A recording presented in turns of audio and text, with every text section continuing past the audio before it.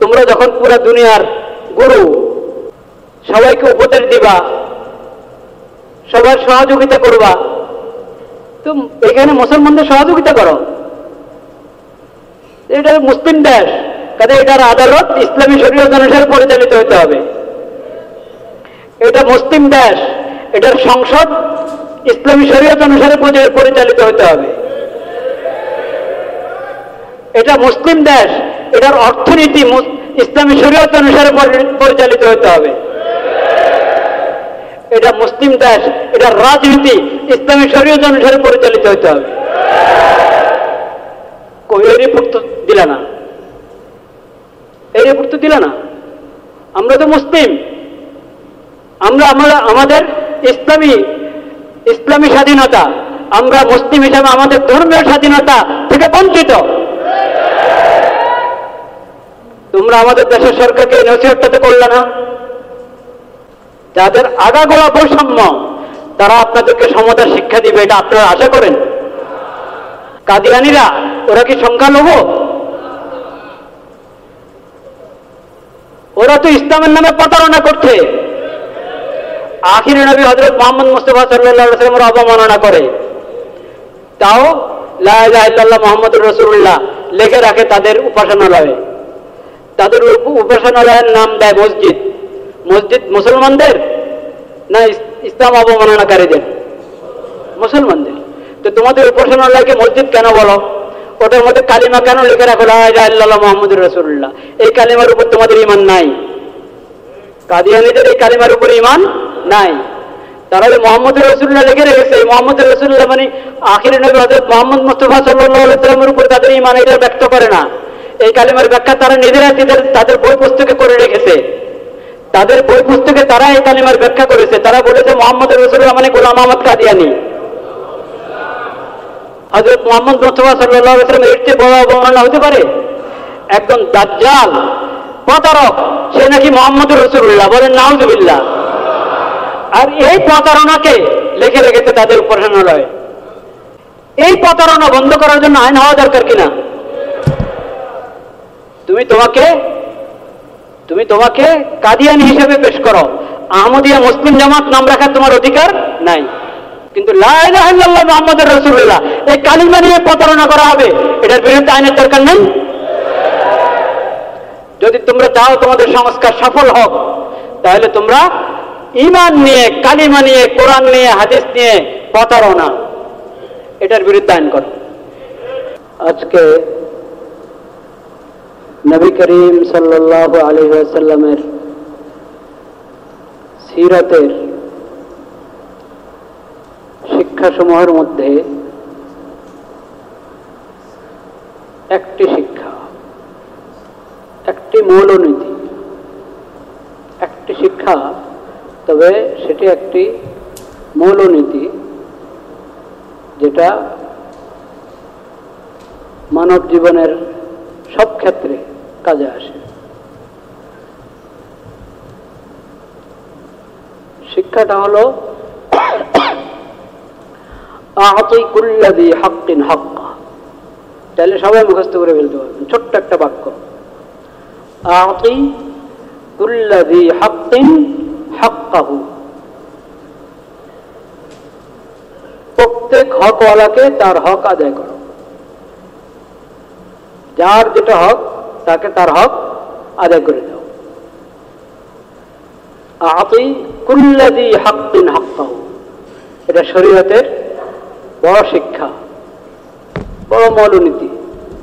নবী করিম সাল্লাল্লাহু আলাইহি ওয়াসাল্লামের সিরাতের বড় বড় বৈশিষ্ট্য সমূহের মধ্যে অন্যতম প্রধান একটি বৈশিষ্ট্য এই শিক্ষাটা, আ'তি কুল্লা যী হাক্কিন হাক্কা। কারণ আখিরি নবী রাহমাতুল আলামিন, খাতামুন নবিয়্যিন হযরত মুহাম্মদ মুস্তাফা সাল্লাল্লাহু আলাইহি ওয়াসাল্লাম, তাকে আল্লাহ তাআলা আখিরি শরীয়ত দান করেছেন। হেদায়েতের আখিরি কিতাব, সর্বশেষ কিতাব আল কোরআন দান করেছেন।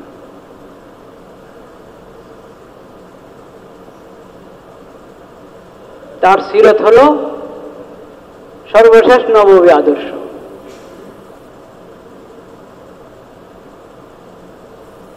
এখানে আল্লাহ রাব্বুল আলামিন এই শরীয়তের মধ্যে, এই আখিরি নবীর সিরতের মধ্যে অনেক বৈশিষ্ট্য রেখেছেন। একটা বৈশিষ্ট্য নবী করিম সাল্লাল্লাহু আলাইহি ওয়াসাল্লাম বলেছেন, উতীতু জাওয়ামি আল কালিম, অল্প কথা কিন্তু এতে শত বিধান রয়েছে। একটা বাক্য কিন্তু এটার মধ্যে শিক্ষা এমন যে মানব জীবনের, আল্লাহর মাখলুকের যত সমস্যা আছে, তাদের জীবনের যতগুলো দিক আছে, সব কিছুর মধ্যে এখান থেকে আলো গ্রহণ করা যাবে। এটা একটা জামিউল কালিম, কালিমাতুন জামিআ আতি কুল্লাযী হাক্কিন হাক্কা।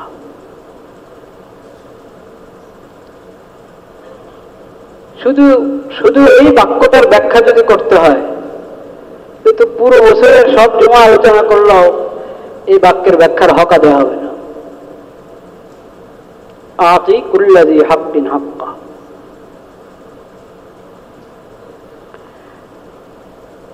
এখন আমরা হক শিখার জন্য, অধিকার শিখার জন্য, অধিকার প্রতিষ্ঠার জন্য যাদের দ্বারস্থ হচ্ছি, যারা আমাদের কাছে আমাদেরকে অধিকার শিখানোর জন্য এই দেশে আসে, বরং না এসেও দূর থেকে বার্তা পাঠায়, আমাদের এখানে ধর্ম স্বাধীনতা, ধর্মীয় স্বাধীনতা যথাযথ প্রয়োগ হচ্ছে কিনা ওনারা দূর থেকে পর্যবেক্ষণ করেন, এরপরে ওটা রিপোর্ট ছাপান। বাংলাদেশে ধর্মীয় স্বাধীনতা, সংখ্যালঘুদের স্বাধীনতা কোথায় কোথায় লঙ্ঘিত হচ্ছে সেই রিপোর্ট ছাপায় ওনারা। ছাপে না? আমেরিকা সংস্থা আছে না, রিপোর্ট ছাপায়।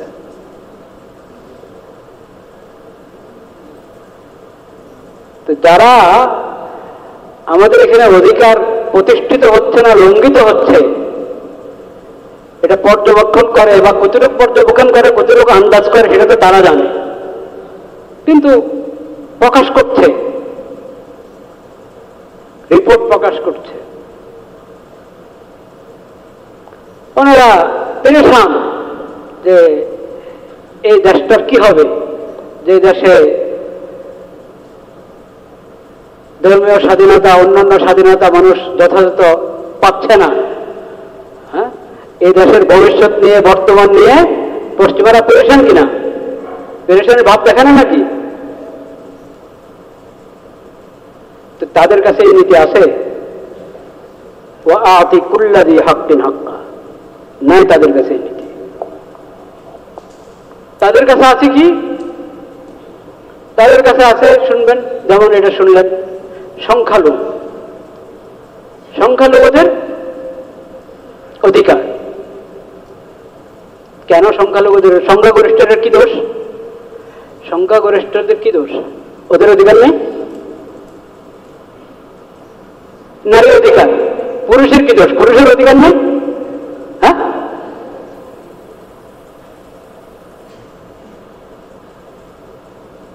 এটা কেন? এটাই হলো প্রান্তিকতা। কি প্রান্তিকতা? হয়তো প্রান্তিকতা না, একটা লেভেল। অধিকারের, মানব অধিকারের বা অমুক অধিকার, তমুক অধিকার, অধিকারের একটা একটা একটা মুখোশ, একটা লেবাস গায়ের উপর লাগিয়ে রেখেছ, মতলব ভিন্ন। হয়তো এটা আর না হয় বুঝেই না, জানেই না অধিকার কাকে বলে। দুটার একটা। অধিকার শুধু সংখ্যালঘুর হয় নাকি? অধিকার যদি তোমরা বুঝতা তো নবীজির শিক্ষার মতো কথা বলতা, ও আতি কুল্লাযী হাক্কিন হাক্কা। প্রত্যেককে তার হক কি করো, আদায় করো। যার যে হক তাকে তার হক আদায় করো, কারো হক নষ্ট করবে না।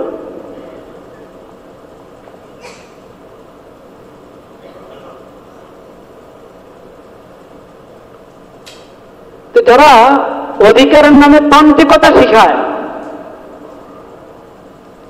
অধিকারের নামে বৈষম্য শিখায়। তারা কি অধিকার প্রতিষ্ঠার অধিকার প্রতিষ্ঠার দাবি করা তাদের জন্য সাজে? কখনো সাজে না। অধিকার ইসলামের কাছ থেকে শিখো, অধিকার নবীজির সিরাতের কাছ থেকে শিখো। অন্যরা তো অধিকারের নামে প্রতারণা করবে, তোমার সঙ্গে প্রতারণা করবে অধিকারের নামে। অধিকারের নামে ধোঁকা দিবে, কারণ হয়তো তারা অধিকারের সংজ্ঞা জানে না, না তারা মতলববাজ, অধিকার শব্দ ব্যবহার করে নিজেদের মতলব পোষণ করতে চায়। ইসলামের শিক্ষা, ইসলামী শরীয়তের শিক্ষা, নবীজির সিরাতের শিক্ষা হলো আতি কুল্লা যী হাক্কিন হাক্কা।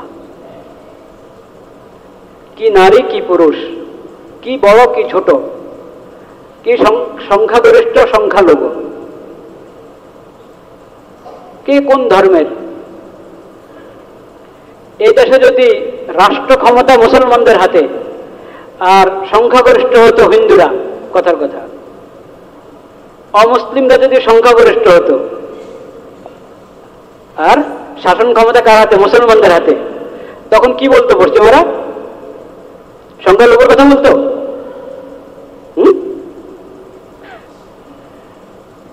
আপনারা মানে তাকিয়ে আছেন আমার দিকে, মনে হয় যেন কি বললো হুজুর এই কথা। আমাদের মুসলিম উম্মতের এরকম অনেক ইতিহাস আছে যে মুসলিম শাসকগণ এমন অনেক এলাকা শাসন করেছে যেখানে মুসলমানদের সংখ্যা একবারই কম, শাসিত যারা তাদের মধ্যে অমুসলিমের সংখ্যা অনেক বেশি, 50 ভাগের বেশি না, 70 ভাগ 80 ভাগের বেশি সংখ্যাগরিষ্ঠ অমুসলিম, শাসন ক্ষমতা মুসলমানদের হাতে। তারা অধিকার পেয়েছিল কি পায়নি? পেয়েছে। এটা হলো ইসলামের শিক্ষা, এটা হলো ইসলামের শিক্ষা। ওয়াতি কুল্লা যী হাক্কিন হাক্কা। সে শক্তিশালী না দুর্বল,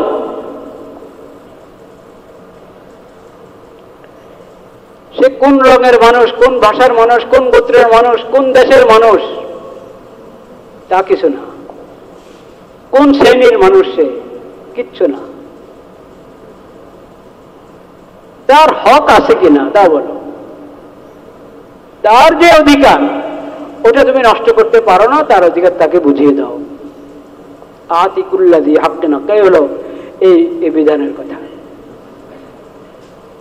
কোন ধরনের বৈষম্য ছাড়া। আমাদের প্রতিবেশী দেশ ইন্ডিয়া, ইন্ডিয়াতে হিন্দুরা সংখ্যালঘু না মুসলমানরা সংখ্যালঘু? পশ্চিমাদের থেকে কি নসিহত পেয়েছে মোদী সরকার? যে সংখ্যালঘুদের খেয়াল রাখো। কয়টা উপদেশ বানিয়ে এসেছে পশ্চিমাদের থেকে মোদী সরকারের কাছে? সংখ্যালঘুদের খেয়াল রাখো, এসেছে?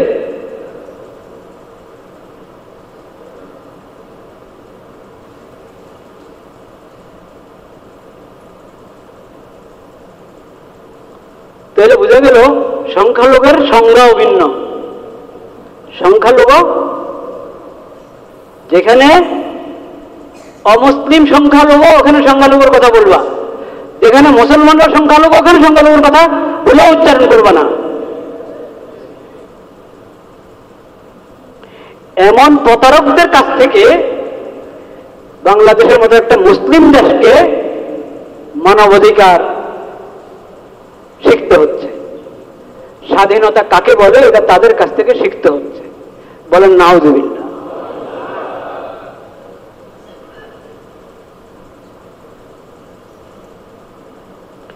ইসলামের শিক্ষা মনে রাখি আমরা সবাই। আতি কুল্লা যী হাক্কিন হাক্কাহু।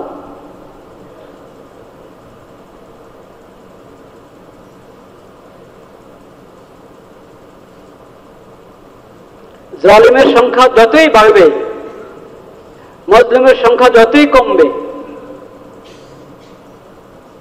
মজলুমের সংখ্যা যতই বাড়বে, জালিমের সংখ্যা যতই কম হোক, জালিম তো জালিম নাকি?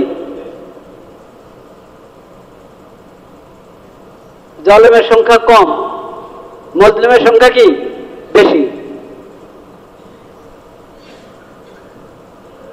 শাসকরা যদি জালিম হয়ে যায়, পুরো দেশ, কোটি কোটি মানুষ শাসিত যারা, ওরা মজলুম। শাসক অল্প কজন, তারা জালিম। সংখ্যালঘু কে? তো ওদের পক্ষে বলবেন? সংখ্যালঘু তো শাসক, ওই শাসকের পক্ষে, জালিম শাসকের পক্ষে বলবেন? যে যত বড় তার প্রতারণা তত বড় পাপ, যে যত বড় তার মিথ্যা তত বড় পাপ, যে যত বড় তার জুলুম তত বড় পাপ।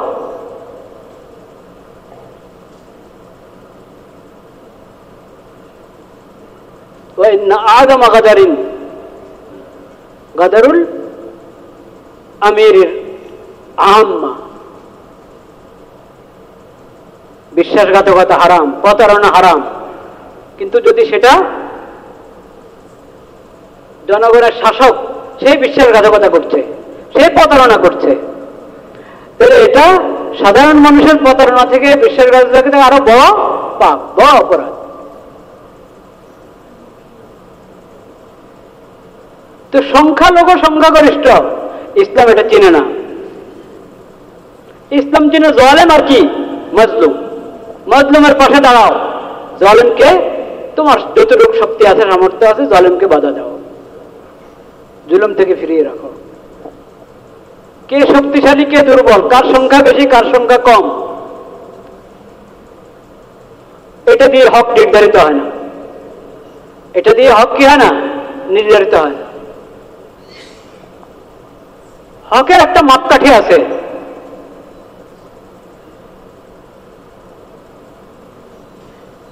যার যেটা হক, সে হক তাকে দিবা। সে সংখ্যালঘু না সংখ্যাগরিষ্ঠ, এটা দেখার বিষয় না।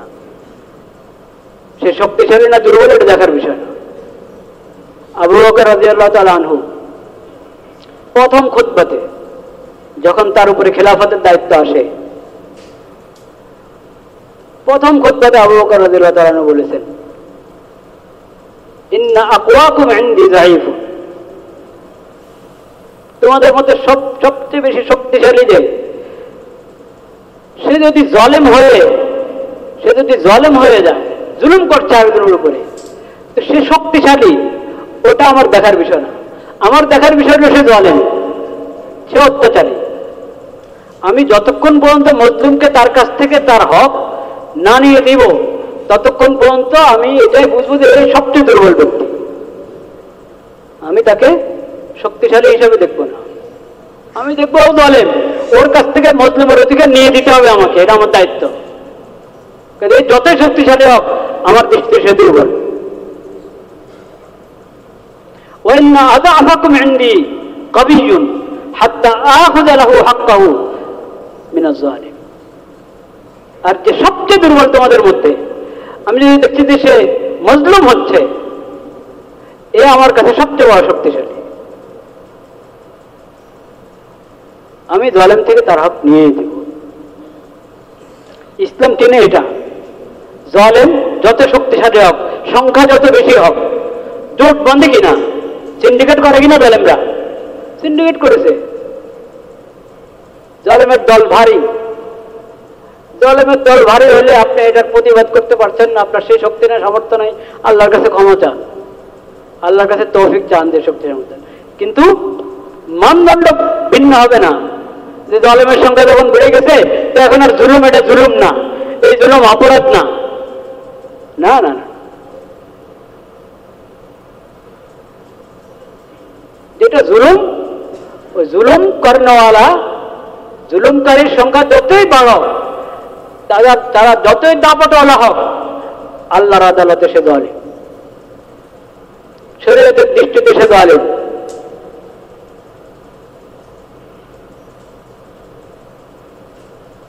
মজলুম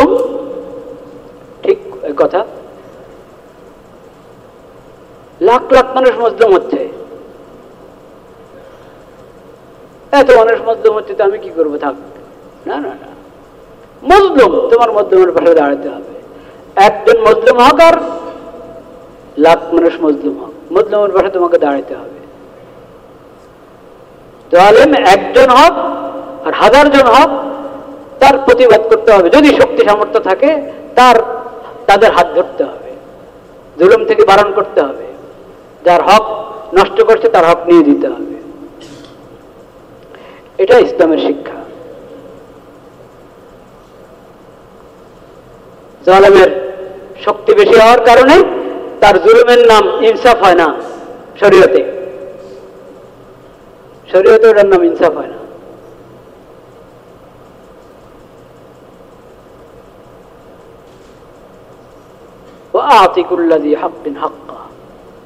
প্রত্যেক হকওয়ালাকে তার হক দান করো।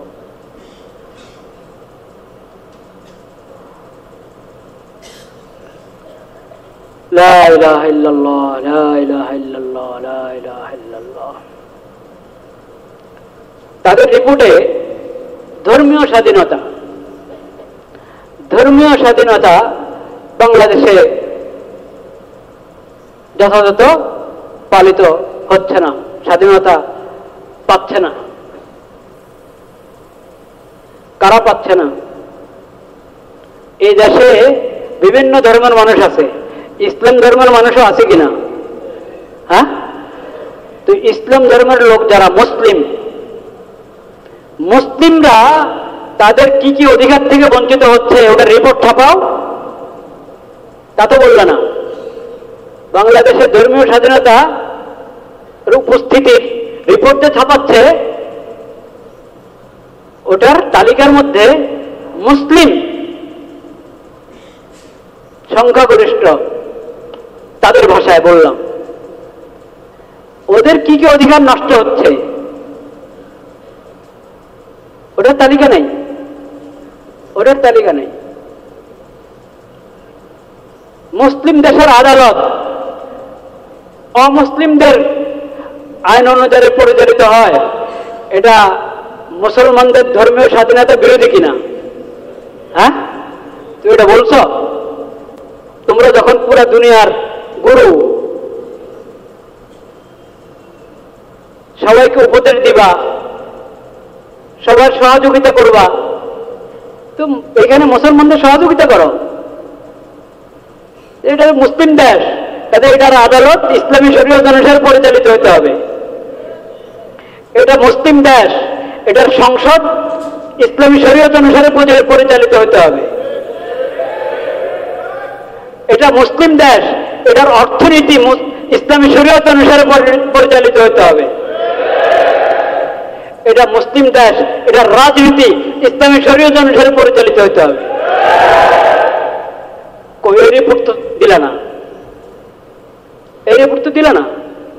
আমরা তো মুসলিম, আমরা আমাদের ইসলামী স্বাধীনতা, আমরা মুসলিম হিসাবে আমাদের ধর্মীয় স্বাধীনতা থেকে বঞ্চিত। তোমরা আমাদের দেশের সরকারকে নসিহতটা তো করলে না।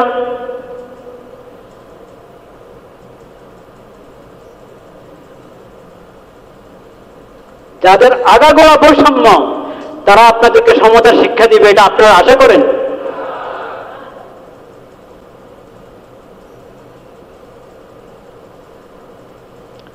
অন্য ধর্মের লোকদের জন্য আলাদা আদালত থাকবে, আলাদা আদালত থাকবে। তাদের বিশেষ ধর্মীয় যে বিষয়গুলো, সেটার জন্য আলাদা আদালত, সরকারি ব্যবস্থা থাকবে। কিন্তু রাষ্ট্র ধর্ম যখন ইসলাম, এখানে অধিকাংশ নাগরিক মুসলিম, তো তাদের আদালত তো ইসলামী তরিকা হবে। কিন্তু ইসলামী তরিকা যদি আদালত পরিচালিত হয়, অন্য ধর্মের লোকদের জন্য ভিন্ন আদালতের প্রয়োজন হবে না। বলেন সুবহানাল্লাহ। এটা আমি তাদের ভাষায় কথা বললাম। ইসলামী তরিকার আদালত হলে অন্য যে কোনো ধর্মের লোকেরা তাদের ব্যক্তিগত যে বিষয়গুলো আছে, তাদের ধর্মীয় বিষয়ে মামলা আমাদের এখানে দায়ের করা হলে সেখানে দুটা ভাগ আছে, দুটা ভাগ। যেহেতু ইসলাম একমাত্র সত্য ধর্ম, যেখানে অমুসলিমদের কল্যাণ কোথায় ওই বিষয়ে বিধান দেওয়া আছে শরীয়তে, সেই বিধানটা পরিচালিত হবে। তারা ইনসাফ চায়, ইনসাফ ভালোভাবে পাবে শরীয়তের তরিকায় তাদের ফয়সালা করে দিলে। আর একান্ত যেটা ওদের নিজস্ব বিষয় শরীয়ত, তাদেরকে তাদের যে ধর্মীয় স্বাধীনতা দিয়ে রেখেছে শরীয়ত, ইসলামী শরীয়ত, সে অনুসারে তাদের ফয়সালা করে দিবে আদালত থেকে।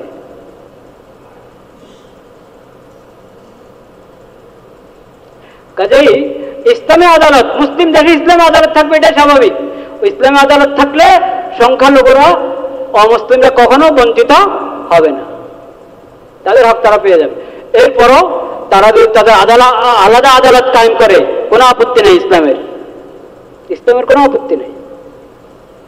তাদের আলাদা আদালত তাদের জন্য থাকতে পারে। কিন্তু মুসলিম দেশ, ওটার আদালত হবে সেই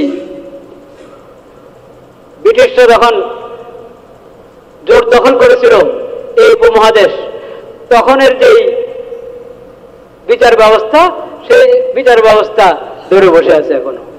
সেই শিক্ষানীতি, সেই বিচার ব্যবস্থা, সেই অর্থ ব্যবস্থা, সেই রাজনীতি, সবকিছু তখন একটা ধরে বসে আছে।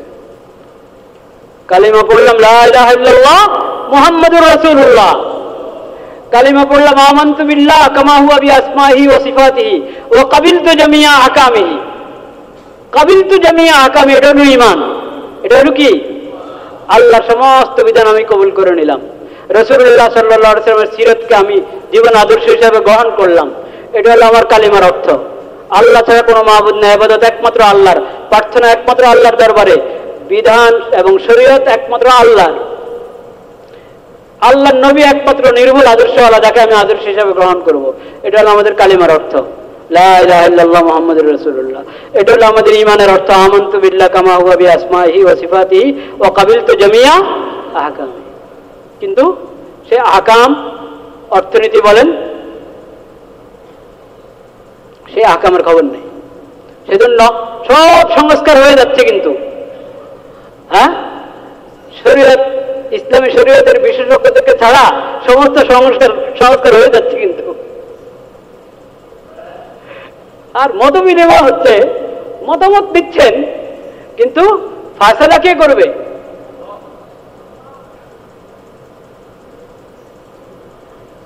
ওটা প্রশ্ন কিনা? সব রাতের জল থেকেই নিচ্ছেন। কোন কোন আলেমদেরকেও ডাকা হয়েছে, আপনার মতামত দেন সংস্কারের বিষয়, সংবিধান সংস্কারের বিষয় মতামত দেন। কিন্তু ফায়সালাটা কি করবে? মতামত তো নিলেন সবার থেকে, ফায়সালা করেনওয়ালা, তার ফায়সালার মানদণ্ড কি? তার ফায়সালার মানদণ্ড যমুনা প্রফেসর ইউনূস সাহেব, ডক্টর মাননীয় প্রধান উপদেষ্টা যেখানে বসেন, ওনার মাথার উপরে লেখা আছে কি? লা ইলাহা ইল্লাল্লাহ মুহাম্মাদুর রাসূলুল্লাহ। যদি সংস্কার সফল সংস্কার করতে চাই, তাহলে মতামত সবার কাছ থেকে নাও, ফায়সালা হবে লা ইলাহা ইল্লাল্লাহ মুহাম্মাদুর রাসূলুল্লাহ। ফায়সালা হবে আতিউল্লাহ ওয়া আতিউর রাসূল ওয়া উলিল আমরি মিনকুম ফাইন তানাযাতুম ফি শাইইন ফারুদ্দুহু ইলাল্লাহি ওয়া রাসূল।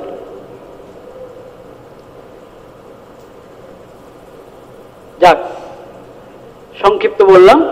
কি বলেছি? বাক্যটা বলেন, আতি কুল্লাযী হাক্কিন হাক্কা। শুধু নারীও না, শুধু পুরুষও না, শুধু সংখ্যালঘুও না, শুধু সংখ্যাগরিষ্ঠও না, আতি কুল্লাযী হাক্কিন হাক্কা। সংখ্যাগরিষ্ঠের উপর জুলুম করতে থাকবা আর সংখ্যালঘুর স্লোগান দিবা, এটা ইনসাফ না বৈষম্য? আল্লাহ আমাদেরকে হেদায়েত দান করে। প্রতারণা, প্রতারণার বিরুদ্ধে আইন হওয়া দরকার কিনা? আছে কিনা আমাদের দেশে? প্রতারণার বিরুদ্ধে যথাযথ আইন নাই। প্রতারণার বিরুদ্ধে কোন প্রতারণার বিরুদ্ধে আইন আছে, ওটা শাস্তি আছে।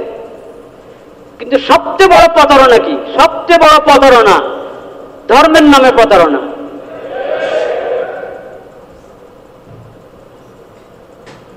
ইসলামের কোনো আকীদা মানে না, কোরআন মানে না, হাদিস মানে না, কোরআন বিকৃত করে, হাদিস বিকৃত করে, ইসলামের নবীকে মানে না, কিচ্ছু মানে না, তাও নাম হলো মুসলিম।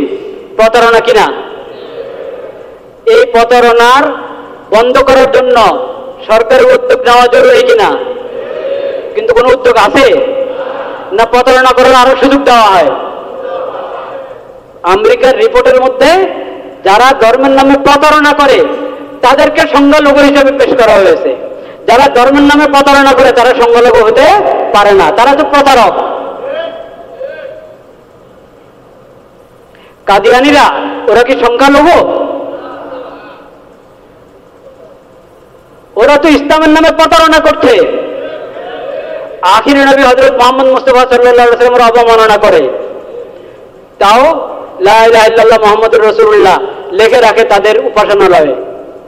তাদের উপাসনালয়ের নাম দেয় মসজিদ। মসজিদ মুসলমানদের না ইসলাম অবমাননাকারীদের? মুসলমানদের। তো তোমাদের উপাসনালয়কে মসজিদ কেন বলো? ওটার মধ্যে কালিমা কেন লিখে রাখো লা ইলাহা ইল্লাল্লাহ মুহাম্মাদুর রাসূলুল্লাহ? এই কালিমার উপর তোমাদের ঈমান নাই। কাদিয়ানীদের এই কালিমার উপর ঈমান নাই। তারা যে মুহাম্মদুর রাসূলুল্লাহ লিখে রেখেছে, এই মুহাম্মদুর রাসূলুল্লাহ মানে আখিরের নবী হযরত মুহাম্মদ মুস্তাফা সাল্লাল্লাহু আলাইহি ওয়াসাল্লামের উপর তাদের ঈমান এটা ব্যক্ত করে না। এই কালিমার ব্যাখ্যা তারা নিজেরা তাদের বই পুস্তকে করে রেখেছে। তাদের বই পুস্তকে তারা এই কালিমার ব্যাখ্যা করেছে। তারা বলেছে মুহাম্মদুর রাসূলুল্লাহ মানে গোলাম আহমদ কাদিয়ানী।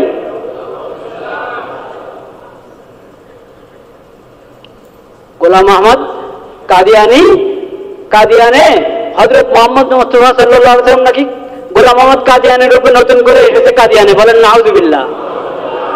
এর চেয়ে বড় অবমাননা হতে পারে আখিরি নবী হযরত মুহাম্মদ মুস্তাফা সাল্লাল্লাহু আলাইহি ওয়াসাল্লাম? এর চেয়ে বড় অবমাননা হতে পারে? একদম দাজ্জাল প্রতারক সে নাকি মুহাম্মদুর রাসূলুল্লাহ। বলেন নাউযুবিল্লাহ।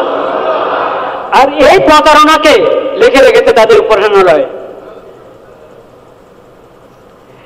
এই প্রতারণা বন্ধ করার জন্য আইন হওয়া দরকার কিনা? তুমি তোমাকে কাদিয়ানী হিসেবে পেশ করো, আহমদিয়া মুসলিম জামাত নাম রাখার তোমার অধিকার নাই। কারো ট্রেডমার্ক চুরি করা জায়েজ আছে? হ্যাঁ, ট্রেডমার্ক চুরি করা জায়েজ আছে নাকি? কি ট্রেডমার্ক বুঝেন না? হ্যাঁ, ব্যবসায়ীদের বিভিন্ন গ্রুপ আছে না, ব্যবসা, তাদের নিজস্ব একটা মনোগ্রাম বা প্রতীক আছে না, যেটা আইনানুগভাবে প্রতিষ্ঠিত। এই প্রতীক যদি আরেকজন ব্যবহার করে এটা প্রতারণা কিনা? এটার বিরুদ্ধে তো আইন আছে, এটার বিরুদ্ধে আইন আছে। কিন্তু লা ইলাহা ইল্লাল্লাহ মুহাম্মাদুর রাসূলুল্লাহ এই কালিমা নিয়ে প্রতারণা করা হবে, এটার বিরুদ্ধে আইনের দরকার নেই। যদি তোমরা চাও তোমাদের সংস্কার সফল হোক, তাহলে তোমরা ঈমান নিয়ে, কালিমা নিয়ে, কোরআন নিয়ে, হাদিস নিয়ে প্রতারণা, এটার বিরুদ্ধে আইন করো। তারপরে তুমি সংখ্যালঘু। তুমি কাদিয়ানী, মির্জা গোলাম আহমদ কাদিয়ানীকে নবুয়তের মিথ্যা দাবিদার গোলাম আহমদ কাদিয়ানী, তার উম্মত হিসাবে তুমি তুমি তার উম্মত হিসাবে তাকে গ্রহণ করেছ। তো তুমি গোলাম আহমদ কাদিয়ানীর উম্মত, এই পরিচয় দাও। এই পরিচয় দিলে তুমি সংখ্যালঘু হবে। ইসলামের নাম ব্যবহার করবা, ইসলামের কালিমা ব্যবহার করবা, নিজেকে মুসলিম দাবি করবা, এরপরে তুমি আবার সংখ্যালঘু, এটা কেমন কথা? কেউ মুসলমানদের মধ্যে বিভিন্ন মাযহাব আছে না? হ্যাঁ, শাফি মাযহাবকে কেউ বলে এটা সংখ্যালঘু? হ্যাঁ, আপনার হিন্দুস্তান অনেক বড় দেশ, ওখানে শাফি মাযহাবের লোক আছে, অধিকাংশ হানাফি, কিন্তু শাফি মাযহাবের লোক আছে। শাফি মাযহাবকে সংখ্যালঘু বলা হয়? আমাদের যে এইসব বিভিন্ন আপনার ঠিক মাযহাব না হলেও বিভিন্ন চিন্তাধারা, ইসলামের গণ্ডির ভিতরে বিভিন্ন চিন্তাধারা আছে, প্রত্যেক চিন্তাধারাকে আপনি সংখ্যালঘু বলেন নাকি? তো ওরা যে আপনার সংখ্যালঘু বলছে, তো সংখ্যালঘু হতে হলে আগে তুমি যে আখির নবী হযরত মুহাম্মদ মুস্তাফা সাল্লাল্লাহু আলাইহি ওয়াসাল্লামের উম্মত না, তুমি যে মুসলিম না, এটা স্বীকার করো, তোমার নাম ঠিক করো। নামের মধ্যে যে প্রতারণা, যে মিথ্যা, এই মিথ্যা এবং প্রতারণা থেকে বের হয়ে আসো, তোমার বাস্তব হাকিকত যা সেটা পেশ করো তোমার নামের মধ্যে, তাহলে তুমি সংখ্যালঘু হবে। ওয়া আখিরু দাওয়ানা আলহামদুলিল্লাহ।